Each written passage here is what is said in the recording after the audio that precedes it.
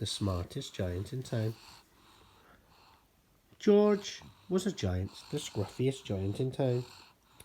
He always wore the same pair of old brown sandals and the same old patched-up gown. "I wish I wasn't the scruffiest giant in town," he said sadly. But one day, George noticed a new shop. It was full of smart clothes, so he bought a smart shirt, a smart pair of trousers, a smart belt, a smart stripy tie, some smart socks with diamonds up the sides, and a smart pair of shiny shoes. "Now I'm the smartest giant in town," he said proudly. George left his old clothes behind in the shop. He was about to go home when he heard a sound. On the pavement stood a giraffe who was sniffing sadly. "What's the matter?" asked George. "It's my neck," said the giraffe. "It's so very long and so very cold. I wish I had a nice long scarf." The giraffe is very sad. "Cheer up," said George, and he took off his stripy tie. "It didn't match my socks anyway," he said, and he wound it round and round the giraffe's neck. It made a wonderful scarf. "Oh, thank you," said the giraffe.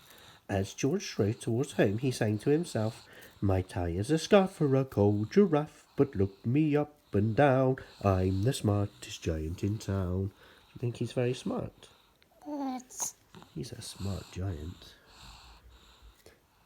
George came to a river. On a boat stood a goat who was bleating loudly. "What's the matter?" asked George. "It's my sail," said the goat. "It blew away in a storm. I wish I had a strong new sail for my boat." "Cheer up," said George, and he took off his new white shirt. "It kept coming untucked anyway," he said, as he tied it to the mast of the goat's boat. It made a magnificent sail. "Thank you," said the goat. George strode on, singing to himself. "My tie is a scarf for a cold giraffe. My shirt's on a boat as a sail for a goat. But look me up and down. I'm the smartest giant in town." George came to a tiny, ruined house. Beside the house stood a white mouse with lots of baby mice. They were all squeaking. "Squeak, squeak." Can you squeak like a mouse? "Squeak, squeak." "What's the matter?" asked George. "It's our house," squeaked the big mother mouse. "It burned down and now we have nowhere to live. I wish we had a nice new house." "Cheer up," said George, and he took off one of his shiny shoes. "It was giving me blisters anyway," he said, as the mouse and her baby scrambled inside. The shoe made a perfect home for them. "Thank you," they squeaked. George had to hop along the road now, but he didn't mind. As he hopped, he sang to himself, "My tie is a scarf for a cold giraffe. My shirt's on a boat as a sail for a goat. My shoe is a house for a little white mouse. But look me up and down. I'm the smartest giant in town." George came to a campsite. Beside a tent stood a fox who was crying. "Oh dear." "What's the matter?" asked George. "It's my sleeping bag," said the fox. "I dropped it in a puddle.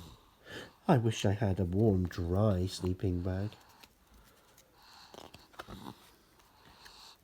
"Cheer up," said George, and he took off one of his socks with diamonds at the sides. "It was tickling my toes anyway," he said. As the fox snuggled into it, it made a very fine sleeping bag. "Thank you," said the fox. George hopped on, singing to himself. "My tie is a scarf for a cold giraffe. My shirt's on a boat as a sail for a goat.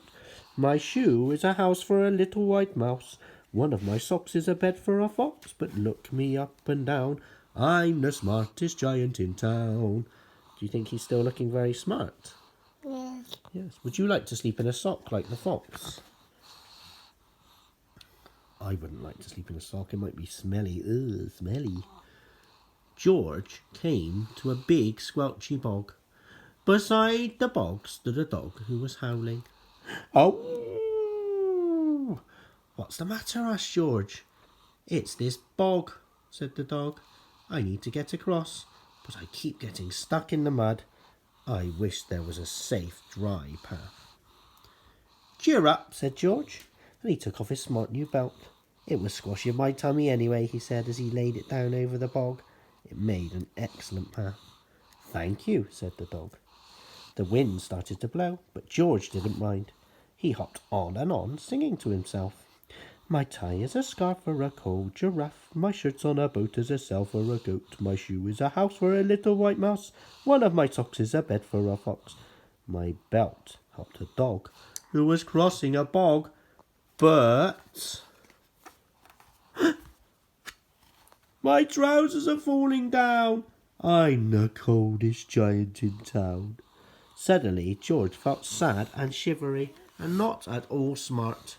He stood on one foot and thought, "I'll have to go back to the shop and get some more new clothes," he decided. He turned around and hopped all the way back to the shop. But when he got there, it was closed. "Oh no," cried George. He sank down onto the doorstep and a tear ran down his nose. He felt as sad as all the animals he had met on his way home. Then, out of the corner of his eye, he saw a bag with something familiar poking out of it. George took a closer look. "My gown, my dear old gown and sandals." George put them on. They felt wonderfully comfortable. "I'm the cosiest giant in town," he cried, and danced back home along the road.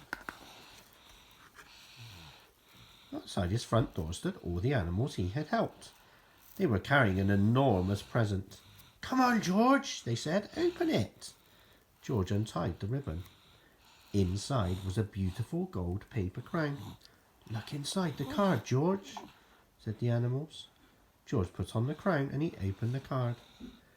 It said, "Your tie is a scarf for a cold giraffe. Your shirt's on a boat as a sail for a goat. Your shoe is a house for a little white mouse. One of your socks is the bed for a fox. Your belt helped a dog who was crossing a bog.